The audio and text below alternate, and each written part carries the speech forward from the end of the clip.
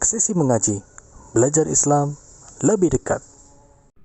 Bismillahirrahmanirrahim. Assalamualaikum warahmatullahi wabarakatuh. Alhamdulillah. Innal hamdalillahi nahmaduhu wa nasta'inuhu wa nastaghfiruh wa na'udzu billahi min syururi anfusina wa min sayyiati a'malina. Man yahdihillahu fala mudhillalah wa man yudlil fala hadiyalah. Asyhadu an la ilaha illallah wahdahu la syarikalah wa asyhadu anna Muhammadan abduhu wa rasuluh, amma ba'd. Jamaah yang dimuliakan Allah Subhanahu wa taala, pertama-tama senantiasa kita selalu memanjatkan puja dan puji syukur dan sanjungan kepada Allah Tabaraka wa taala yang sampai saat ini kita masih diberikan kenikmatan istiqomah untuk bermajelis ilmu, dan kita masih diberikan nikmat untuk bisa beribadah kepada Allah Subhanahu wa taala bersama-sama, ya berjamaah di masjid. Dan alhamdulillah pada malam hari ini semoga Allah Subhanahu wa taala menjadikan langkah yang kita langkahkan dari rumah menuju ke tempat ini dibalas oleh Allah Subhanahu wa taala dengan dimudahkannya kita jalan menuju surga. Karena Rasulullah sallallahu alaihi wasallam telah bersabda kepada umatnya, "Wa man salaka tariqan yaltamisu fihi ilman, sahalallahu lahu bihi tariqan ilal jannah." Barang siapa yang menempuh perjalanan dalam rangka menuntut ilmu agama, maka Allah akan mudahkan jalan orang tersebut menuju surga. Karena untuk menuju surga harus dengan ilmu, ya. Karena ilmu merupakan jalan yang akan mengantarkan seseorang kepada kebaikan dan kebenaran, ya. Tapi ilmu harus kita pelajari ilmu yang benar, bukan ilmu yang menyesatkan, bukan ilmu yang salah, bukan ilmu yang malah mengantarkan seseorang kepada neraka, ya.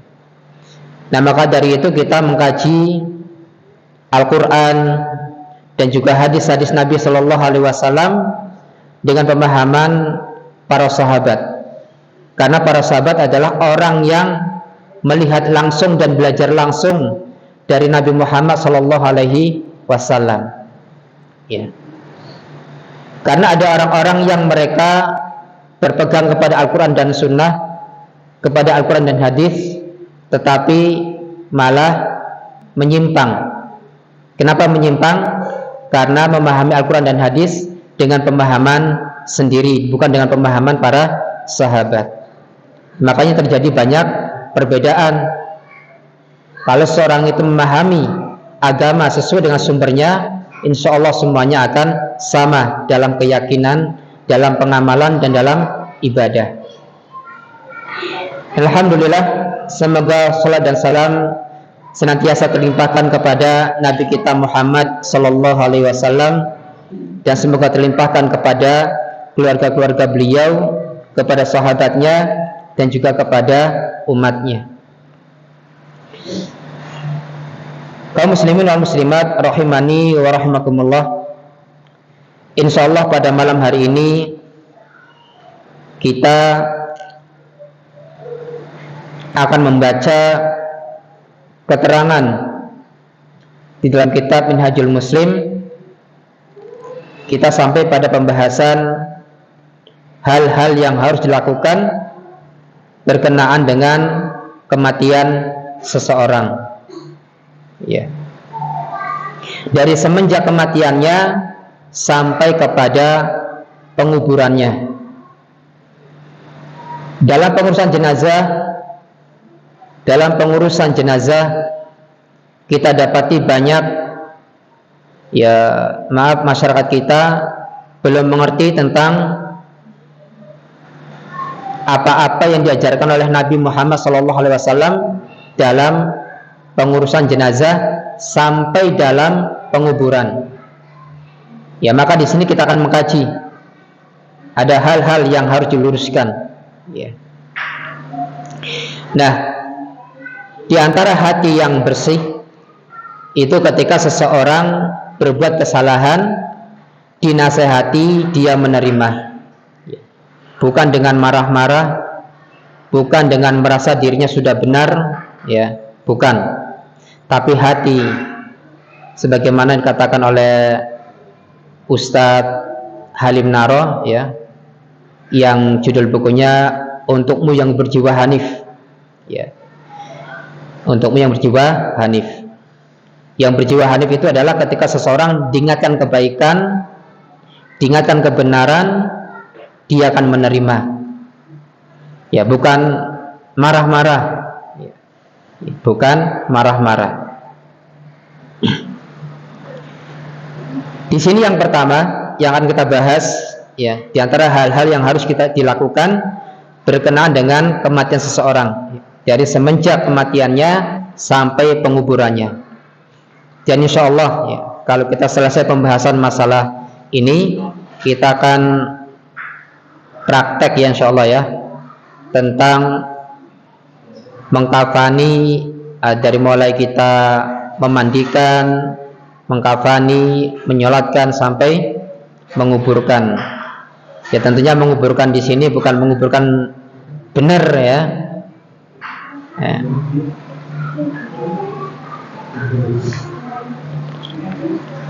Dan nanti dalam masalah menggali kubur itu ada beberapa model, ya, ada beberapa model tentang lahat, ya.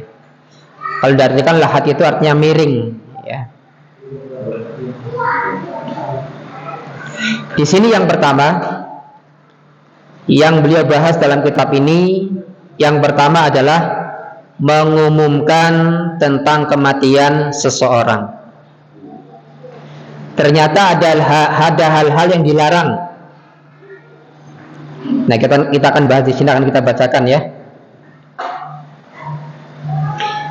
Kata beliau di sini, dianjurkan supaya mengumumkan kematian seorang muslim kepada kerabatnya, kepada sahabat-sahabatnya, dan orang-orang soleh dari penduduk negerinya, agar mereka menghadiri jenazahnya, ya. Jadi di sini ada anjuran untuk mengumumkan kematian seseorang, ya. Kalau tidak diumumkan, nanti tidak ada yang membantu, ya. Masa harus diurusi sama keluarganya, ya. Kita dalam bertetangga itu pasti membutuhkan bantuan tetangga. Tidak mungkin tidak, ya. Kalau seseorang tidak merasa butuh bantuan orang lain kepada tetangganya, ini menjadikan orang itu sombong, ya. Misalkan orang mengatakan, saya nggak butuh bantuan dari tetangga. Nah, ketika rumahnya kebakaran, ketika rumahnya kecurian, pasti secara otomatis akan minta tolong, ya. Dan kalau orang sudah mengucapkan tidak butuh kepada bantuan tetangga, ketika rumah kebakaran, ya orang sekitar ya diam-diam aja, kan nggak butuh, ya. Biarin anaknya masih di dalam kebakaran, ya. Mobilnya di dalam kebakaran, motornya, dan macam-macam. Maka seorang itu pasti butuh bantuan orang lain, ya. Dan kalau dibantu, sesudah dibantu, kebiasaan adab yang baik adalah mengucapkan terima kasih dan didoakan jazakallah khairan, ya, jazakallah khairan atau jazakillah khairan, ya. Semoga Allah membalasmu dengan kebaikan. Kalau bahasa Jawanya matur nuwun atau matur suwun, ya. Kalau bahasa Arabnya syukron, ya. Syukron itu dari kata ashkurulaka, maka disingkat menjadi syukron, ya, terima kasih. Ya, ashkuru, saya berterima kasih, laka, kepadamu. Ya. Maka disingkat syukron. Ya. Nah, diumumkan itu dalam rangka agar mereka menghadiri jenazah tersebut. Ya. Dalam sebuah hadis sahih, kata beliau di sini, dalam sebuah hadis sahih dijelaskan bahwa Rasulullah Shallallahu Alaihi Wasallam mengumumkan kematian Raja Najasyi. Raja Najasyi itu adalah raja yang ada di negeri Habasyah, di mana orang-orang Muslim pernah beberapa kali hijrah ke negeri Habasyah, ya, karena di sana ada seorang raja yang adil, ada seorang raja yang tidak akan zalim, ya, padahal rajanya masih kafir. Nabi Shallallahu Alaihi Wasallam menyuruh para sahabatnya untuk hijrah ke negeri Habasyah. Di sana ada Raja Najasyi yang dia itu ahli kitab, ya, tidak menzalimi dan raja yang adil. Padahal waktu itu rajanya masih kafir, belum masuk Islam, ya, belum masuk Islam. Tapi Nabi menyuruh para sahabat untuk hijrah ke sana. Karena biasanya orang-orang ahli kitab itu, ya, kebanyakan atau sedikitnya mereka akan beriman kepada Nabi Shallallahu Alaihi Wasallam. Karena dalam kitab-kitab mereka dijelaskan tentang kedatangan seorang Rasul yang terakhir. Nah, dalam sebuah hadis Nabi Shallallahu Alaihi Wasallam mengumumkan kematian Raja Najasyi kepada orang-orang ketika Raja Najasyi meninggal dunia. Tetapi Raja Najasyi ini tidak pernah bertemu dengan Rasulullah, dan Rasulullah pun tidak pernah bertemu dengan Raja Najasyi. Tetapi wahyu kabar dari Allah bahwasanya Raja Najasyi telah beriman, masuk Islam, dan meninggal dunia. Maka para ulama ada yang berselisih pendapat ini, apakah Raja Najasyi itu termasuk sahabat atau bukan? Kira-kira menurut antum Raja Najasyi ini sahabat apa bukan? Bukan. Kalau bukan apa?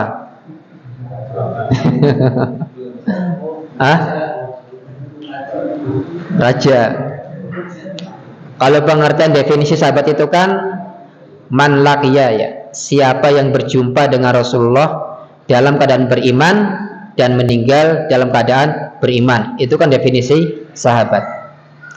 Nah, Raja Najasyi ini para ulama yang menjelaskan dia disebut dengan bukan sahabat, tapi mukhadram, ya, disebut dengan mukhadram, ya.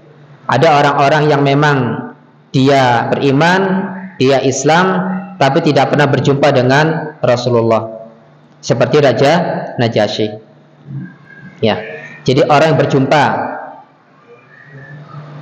bukan orang yang melihat. Ya, jadi definisi sahabat itu orang yang pernah berjumpa dengan Rasulullah dalam keadaan beriman dan mati dalam keadaan beriman. Kalau didefinisikan orang yang melihat Rasulullah dalam keadaan beriman dan mati dalam keadaan beriman, ini definisinya kurang cocok untuk mendefinisikan tentang sahabat.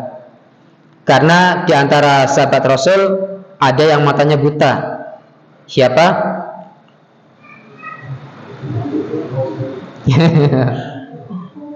Ibnu Ummi Maktum, ya, dia buta matanya, tidak pernah melihat Rasulullah, tapi dia beriman, ya, tapi dia beriman kepada Rasul dan mati dalam keadaan beriman.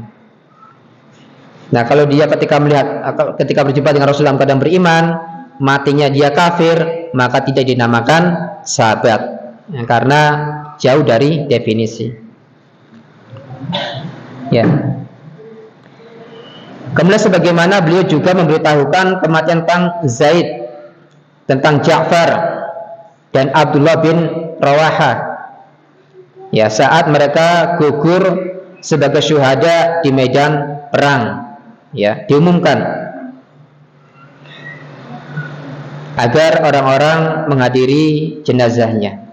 Tetapi orang-orang yang mati syahid itu tidak dimandikan jenazahnya, ya, orang-orang mati syahid tidak dimandikan jenazahnya, biarkan dia bajunya berlumuran darah, kemudian dia dikubur, ya.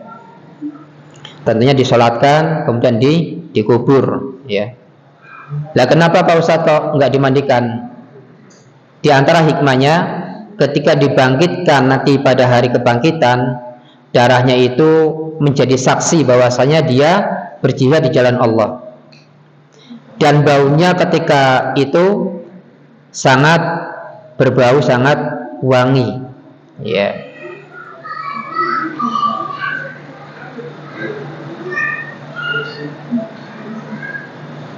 Nah, di sini ada larangan, ya. Ini juga dilakukan oleh saudara-saudara kita kaum muslimin. Apa itu? Tetapi pengumuman kematian seseorang itu dilarang dilakukan di jalan-jalan dan di depan pintu-pintu masjid dengan suara keras dan teriakan. Dilarang. Orang kan kadang di masjid, di musola, innalillahi. Nah, kenapa dilarang? Karena tujuan didirikan masjid atau musola, ya, itu bukan untuk mengumumkan kematian, ya, bukan untuk mengumumkan kematian seseorang. Kalau untuk mengumumkan kematian seseorang, ya dari mulut ke mulut, ya, itu meninggal, nanti dikabarkan kepada yang lain. Dan sekarang sudah ada canggih, tinggal WA, ada grup, ya. Ini ada orang meninggal, kan sekarang sudah canggih, sudah canggih, ya.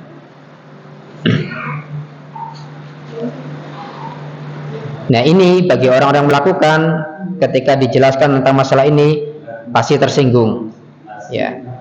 Masa gitu aja nggak boleh katanya, ya.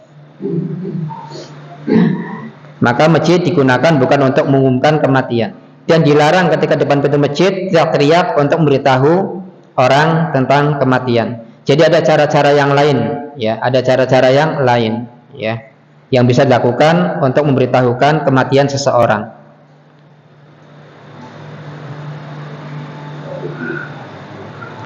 Karena pengumuman kematian yang demikian itu dilarang di dalam syariat, ya. Jadi tidak usah sampai teriak-teriak, tidak usah di pintu-pintu masjid, ya, untuk mengumumkan kematian seseorang. Cukup kita kabarkan kepada orang lain, ada orang meninggal di sana. Nanti dia pun akan mengabarkan kepada yang lain, ada orang meninggal, ya. Dan kita mengabarkan kepada kerabat-kerabatnya dan sahabat-sahabatnya. Syukur-syukur bisa disolatkan oleh 40 orang yang bertauhid, ya. Itu yang pertama tentang mengumumkan kematian. Yang kedua, di antara hal-hal yang harus dilakukan berkenaan dengan kematian seseorang. Yang kedua di sini beliau sebutkan haramnya meratapi mayit dan bolehnya menangisinya. Ya, meratapi mayit dan boleh menangisinya. Karena seorang itu terkadang dengan spontan dia akan menangis. Ya, tidak mungkin tidak. Istri kita misalkan, suami, anak, orang tua kita, kakak, adik yang meninggal dunia, otomatis seorang akan menangis. Bahkan temannya sendiri yang setia kawan, ya, sejati, ketika mendengar kabar meninggal, kita akan menangis. Haramnya meratapi mayit serta menjerit-jerit karenanya, ya, sampai berteriak-teriak, ya. Misalkan perempuan atau laki-laki, ya, anaknya meninggal, dia sampai teriak-teriak, tidak, misalnya gitu, ya, seperti itulah. Sampai dia teriak-teriak menjerit-jerit, ini dilarang, ya. Kalau dia menangis boleh. Ini berdasarkan sabda Rasulullah SAW yang diriwayatkan oleh Imam Al-Bukhari, ya, hadis yang ke-1290, innal mayyita la yu'adzabu bibuka'il hayyi, sesungguhnya mayit akan disiksa dengan tangisan orang yang hidup.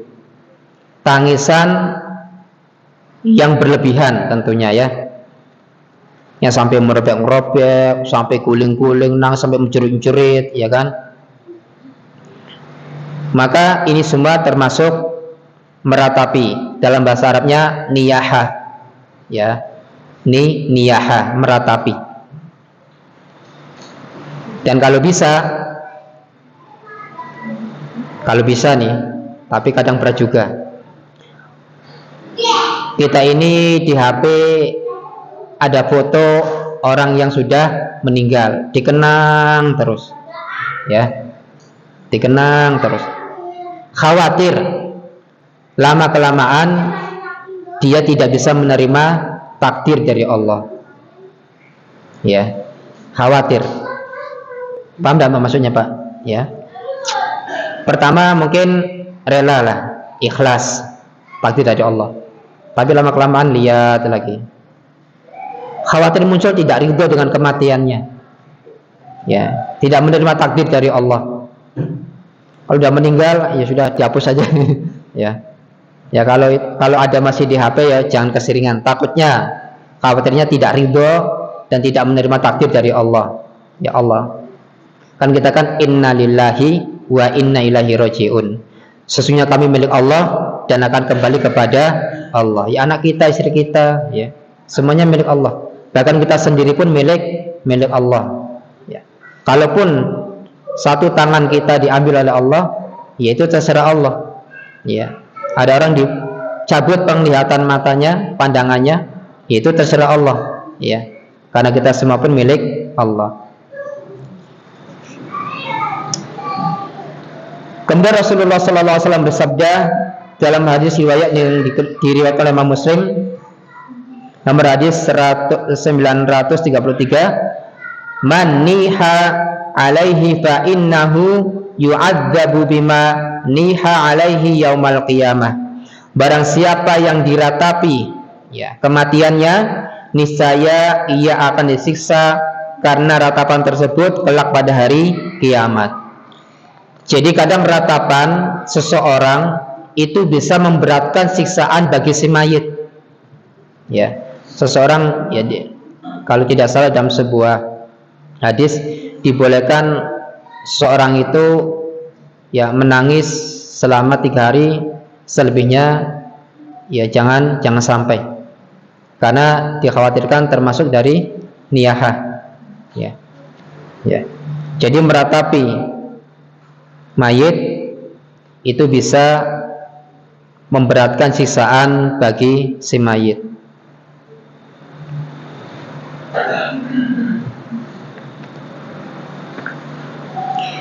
Nah, ketika Rasulullah SAW membaiat para wanita, ini kata beliau, para wanita muslimah, maka beliau memerintahkan kepada mereka supaya tidak meratapi mayit. Ya, karena di antara para wanita itu ada yang suaminya meninggal gugur di medan perang. Ya, ketika wanita itu berbaiat kepada Nabi Shallallahu Alaihi Wasallam. Apa sih baiat? Baiat itu janji sumpah setia akan taat dan patuh. Ya, janji sumpah setia akan taat dan patuh.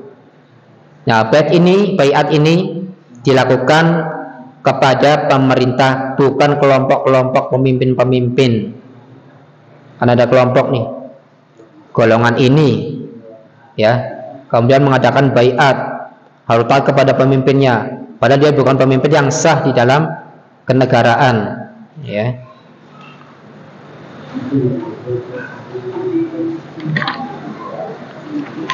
Sebagaimana hal itu dituturkan oleh Ummu Atiyah radhiyallahu taala anha dalam salah satu hadis sahih, dalam hadis riwayat Imam Bukhari, ya. Di sini cantumkan hadis nomor 1306. Rasulullah SAW bersabda, inni bari'un minas saliqati wal haliqati wasyaqqah. Sesungguhnya aku berlepas diri dari wanita yang menjerit-jerit, ya, meratapi. Jadi menjerit-jeritnya wanita itu bagian dari meratapi. Kalau nangis ya nangis biasa. Rasulullah SAW pun pernah menangis ketika anaknya meninggal, ya. Sesungguhnya aku berlepas diri dari wanita-wanita yang menjerit-jerit.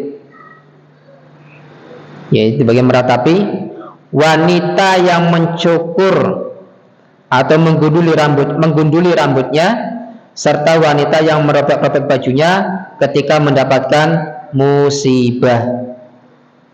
Karena ada wanita-wanita yang ketika terjadi musibah dia mencukur rambutnya sampai gundul, dan juga ada wanita-wanita yang ketika mendapatkan musibah dia sampai merobek-robek bajunya atau bahkan mengguling-guling, teriak-teriak, menjerit-jerit. Nah, ya.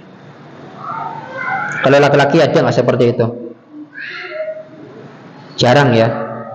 Kebanyakan wanita.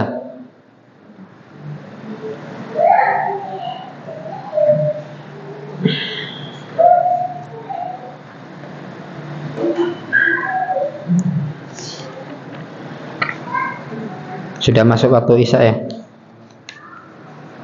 Ya, insya Allah kita lanjutkan masih pada poin yang kedua tentang haramnya meratapi mayit dan bolehnya seorang untuk menangisinya.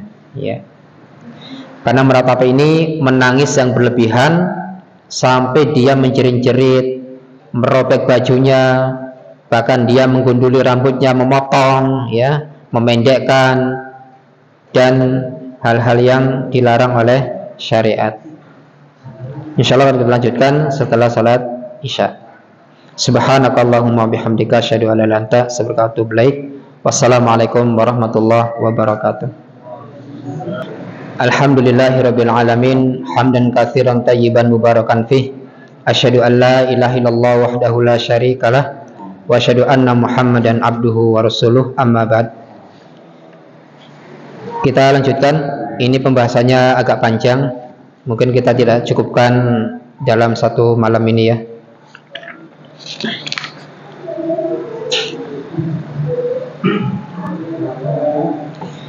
Tadi masalah niyahah atau meratapi ini dilarang di dalam syariat. Jadi seseorang boleh dia menangis ya, karena terkena musibah. Kemudian kata beliau melanjutkan di sini, adapun menangis maka hal itu dibolehkan ya kepada orang yang kita sayangi, yang kita cintai, ketika terjadi musibah, entah itu meninggal atau terjadi kecelakaan, kita menangis, maka ini boleh kita untuk menangis. Ini berdasarkan sabda Rasulullah SAW ketika anaknya meninggal dunia yang bernama Ibrahim. Ya. Kata Rasulullah SAW dalam hadis yang diriwayatkan oleh Imam Al-Bukhari, hadis nomor 1303, innal aina tadma'u wa qalba yahzanu wa la naqulu illa ma yurdi rabbana wa inna bi firaqika ya Ibrahimu lamahzununa. Sesungguhnya mata itu berlinang air mata dan hati itu bersedih, dan kami tidak akan mengatakan kecuali perkataan yang diridhai oleh Rabb kami. Jadi ketika terjadi musibah, jangan sampai mengeluarkan kata-kata yang itu tidak pantas untuk kita ucapkan, perkataan yang Allah Subhanahu wa taala tidak meridhoinya. Misalkan anak meninggal, ya Allah, kenapa engkau ambil anak saya? Enggak boleh. Atau anaknya dikasih penyakit, ya Allah, kenapa anak saya dikasih penyakit? Ya Allah, jangan cabut nyawa orang tua saya, misalnya. Ya. Ini menunjukkan sesuatu yang perbuatan yang tidak diridhai sama Allah. Kemudian kata beliau di sini, sesungguhnya kami merasa sedih karena berpisah denganmu, wahai Ibrahim. Ya. Merasa sedih aja. Orang sedih itu gimana sih? Pasti menangis. Ada nggak orang menangis tapi nggak sedih? Ya ada. Nangis bahagia, kan? Nangis bahagia itu ada. Ketika sang anak nggak nikah-nikah kemudian menikah, maka ibunya menangis bahagia.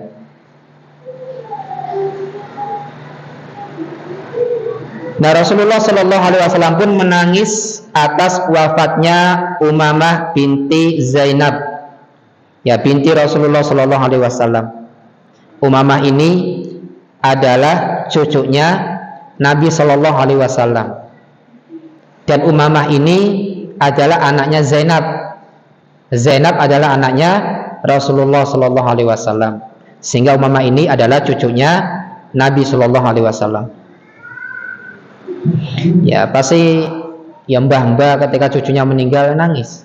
Ya, apalagi cucu yang disayangi, cucu yang hebat, pinter, ya. Kalau mbahnya pegel, capek, mijeti, misalnya. Ya. Kalau jauh, rindu, ya. Kalau dekat dijewer, enggak ya. Nah, dan ketika hal itu ditanyakan kepada beliau, wahai Rasulullah, apakah engkau menangis? Atau bukankah engkau telah dilarang menangisi mayit? Ini sahabat ada yang bertanya. Maka Nabi menjawab, innama hiya rahmatun ja'alahallahu fi qulubi ibadihi wa innama yarhamullahu min ibadihi ar-ruhama'ah. Sesungguhnya tangisan ini adalah tangisan kasih sayang yang dikaruniakan Allah kepada hati hamba-hambanya, dan Allah akan menyayangi hamba-hambanya yang penyayang. Jadi tangisan ini kata Rasul tangisan rahmat, kasih sayang, ya, bukan tangisan yang menunjukkan ketidakridhoan atas takdir dari Allah Subhanahu wa taala. Ya. Ya, hadis ini diriwayatkan oleh Imam Al-Bukhari, ya. Kemudian kita lanjutkan yang ketiga. Tadi dua, haramnya meratapi mayit, dibolehkannya menangis, dan yang ketiga haramnya berihdad. Bukan iddah ya, ihdad. Lebih dari 3 hari. Haramnya berihdad lebih dari 3 hari. Apa itu ihdad? Ihdad di sini dijelaskan, ihdad adalah meninggalkan perhiasan yang berbentuk pakaian, celak, pacar, dan wewangian. Jadi dia mungkin di sini maksudnya meninggalkan perhiasan itu tidak pakai perhiasan lagi, ya, bentuk pakaian, tidak pakai celak, tidak pakai pacar, tidak pakai wangian, ya. Pokoknya dia sedih lah, sehingga itu semuanya tidak dipakai. Ini berihdad. Nah, seorang muslim haram berihdad lebih dari 3 hari karena kematian seseorang, kecuali karena kematian suaminya.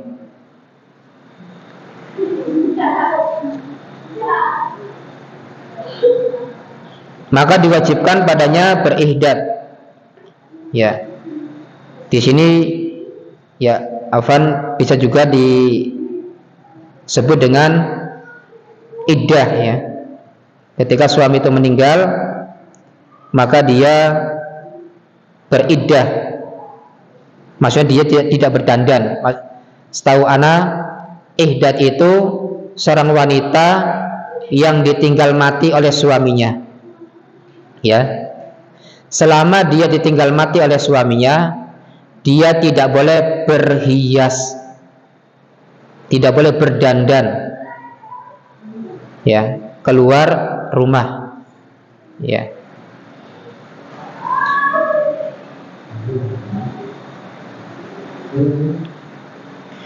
Dan iddah bagi seorang wanita yang ditinggal mati suaminya itu selama 4 bulan 10 hari. Berarti masa iddah, ya. Masa iddah. Kalau seorang istri ditinggal mati suaminya, itu masa iddahnya 4 bulan 10 hari. Ya. Kalau seorang wanita misalkan hamil, ya maka iddahnya itu sampai dia melahirkan, baru dia boleh menikah. Dan wanita yang masih dalam masa iddah 4 bulan 10 hari, maka dia tidak boleh untuk menikah, ya. Ada janda ayu, Pak, ya, masih masa iddah, Pak, ditunggu-tunggu, Pak. 4 bulan 10 hari, lama, ya. 10 orang yang ngantri, ya. Mas Rian, Mas Hilman, ya.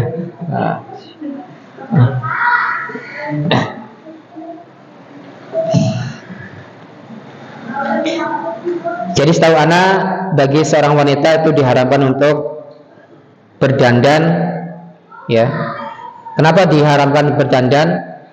Karena biasanya wanita yang ditinggal mati suaminya ketika dia berdandan, itu fitnahnya luar biasa bagi laki-laki. Wah, ada janda, ya kan? Ayu, berdandan itu membuat seseorang terfitnah, ya. Maka ini tidak dibolehkan, ya. Dan bagi seorang wanita, ya saya pesankan ketika ada suaminya selalu berdandan, ya, biar suaminya itu betah di rumah, tidak selingkuh, ya. Kadang banding-bandingkan antara istrinya dengan wanita lain. Ini yang membuat tidak betah di rumah dan membuat orang itu selingkuh, ya. Maka Nabi SAW menyarankan kepada para wanita untuk berhias di hadapan suaminya, ya. Dan suami pun begitu, berhias di hadapan istrinya. Bukan hanya istrinya tok yang dandan, suami juga dandan, sisiran, pakaian rapi, pakai minyak wangi. Wah, rajaku, masya Allah, wahai ratuku. Itu yang membuat keharmonisan itu ada, ya. Nah, berdasarkan sabda Rasulullah SAW dalam hadis yang diriwayatkan Imam Bukhari dan Imam Muslim, dan hadis ini muttafaqun alaih, disepakati kesahihannya, la tuhiddul mar'atu ala mayyitin fauqa thalathin illa ala zaujin fa innaha tuhiddu alaihi arba'ata ashhurin wa ashran.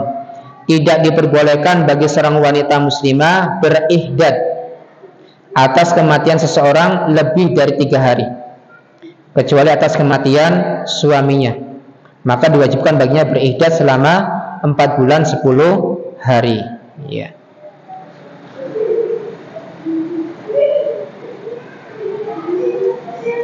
Kemudian mungkin yang terakhir di sini, yang keempat,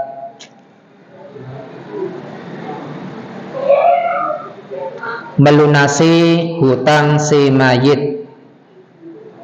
Nah, karena setiap ada orang meninggal pasti diumumkan. Kalau punya hutang piutang, nanti bisa menghubungi siapa? Pihak warisnya. Jadi pembagian waris itu dibagikan setelah utangnya itu dibayar.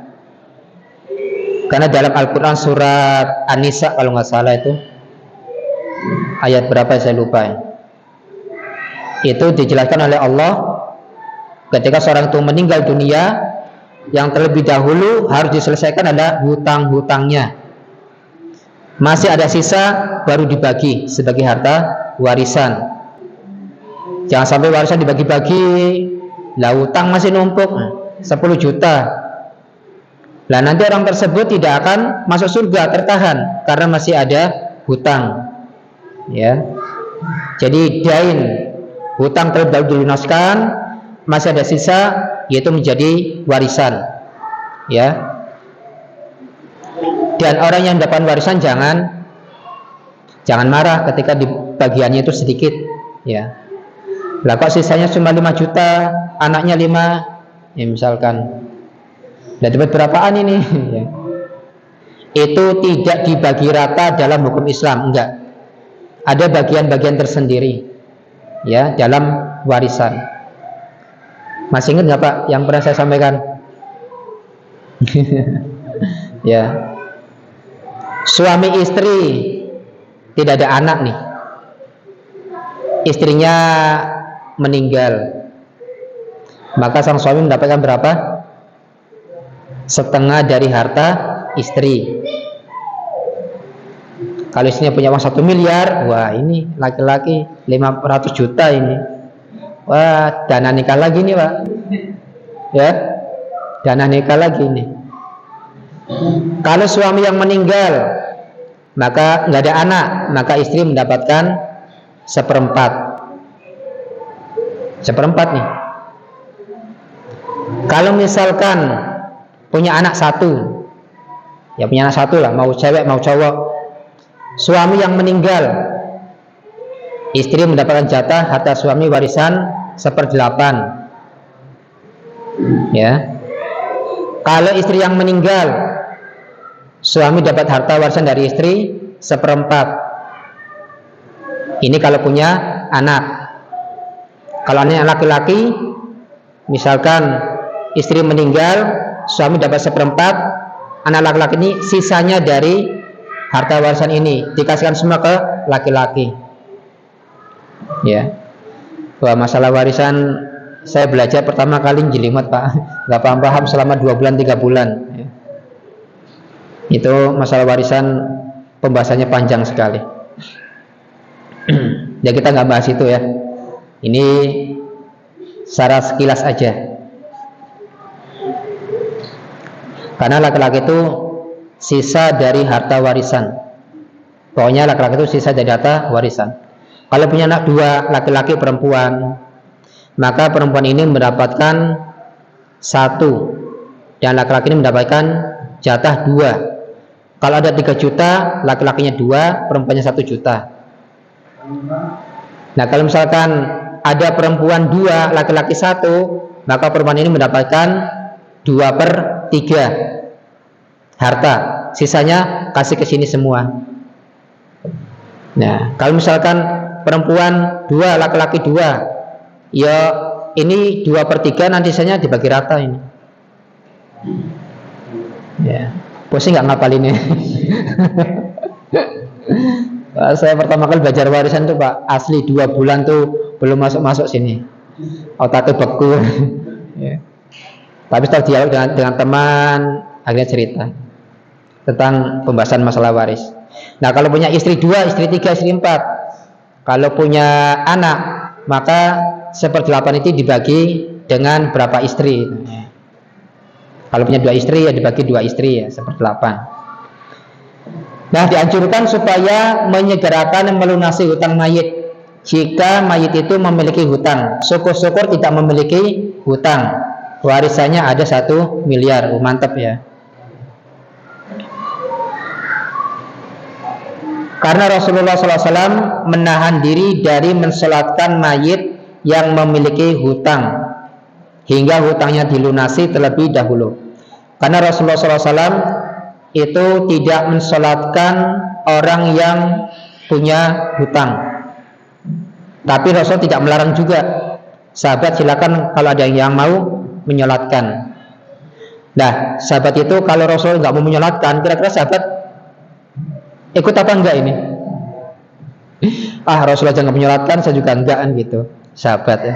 Tapi Rasulullah memerintahkan kepada sebagian sahabat untuk mensolatkan, Rasulullah enggak. Apalagi ada orang yang suka berhutang ya, hutang pada tetangga, udah motornya kredit, misalkan. Rasulullah SAW bersabda, nafsul mu'mini mu'allaqatun bidainihi hatta yuqda anhu.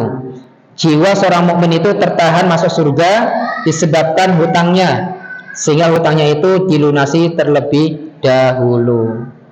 Ya. Mau hutangnya sampai 1 rupiah, kalau belum terbayarkan, tertahan dari masuk surga. Ya.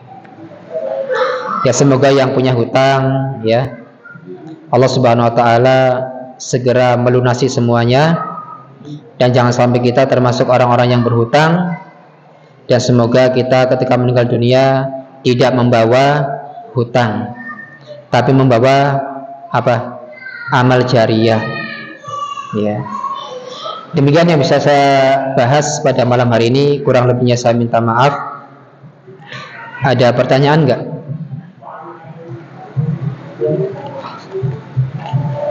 Kalau berarti istri juga suami itu kan kalau sama saja tidak boleh sih. Iya. Boleh keluar apa? Kalau keluar rumahnya ada suatu kebutuhan yang memang mendesak darurat, boleh. Tapi jangan berhias. Ya. Boleh seorang istri dia misalkan ngantar anaknya sekolah, ya. Kemudian belanja. Kalau keperluannya sudah selesai, ya sudah pulang ke rumah. Boleh. Tapi kalau keluyuran, camping, touring misalkan, ya jangan. Ya. Atau nonton bola misalkan, bisa jadi. Ya. Ya. Maka iya. Iya, jadi kenapa Allah menjadikan dia 4 bulan 10 hari ini untuk melihat dia itu hamil apa tidak. Karena ada yang ditinggal mati suaminya, berapa hari kemudian atau berapa bulan kemudian tiba-tiba dia hamil. Ya, tiba-tiba dia hamil. Nah, ketika dia hamil, masa iddahnya itu sampai melahirkan. Berarti 4 bulan 10 hari lebih. Ya. Maksimal 9 bulan lah. Ya, bukan maksimal sebenarnya 9 bulan itu. Karena teman saya itu, ya jadi teman orang tuanya itu hamil melahirkan usia kandungan 11 bulan. 11 bulan. Tapi kalau dalam mazhab Imam Syafi'i sama yang lain itu minimal usia kandungan itu ya melahirkan 6 bulan. 6 bulan. Yang disebut kata kedokteran itu prematur, ya. Ya, jadi juga penelitian sebenarnya. Saya pernah mendengar penjelasan hikmah masa iddah wanita yang tinggal mati suaminya itu 4 bulan 10 hari. Karena dalam masa itu ketika sudah selesai 4 bulan 10 hari, dia bisa meninggalkan jejak-jejak kenangan dari suaminya. Ya. Sehingga dia bisa melupakan itu. Kalau masih kurang dari 4 bulan 10 hari, biasanya masa-masa mengenangnya itu ada. Dan diantara hikmah dari iddah itu adalah melihat apakah dia itu hamil atau tidak. Jadi itu tentang masa iddah. Dan bagi laki-laki yang meminang janda cantik, ayu, kaya lagi, ya sabar. Ya, siapa tahu ditolak. Ya.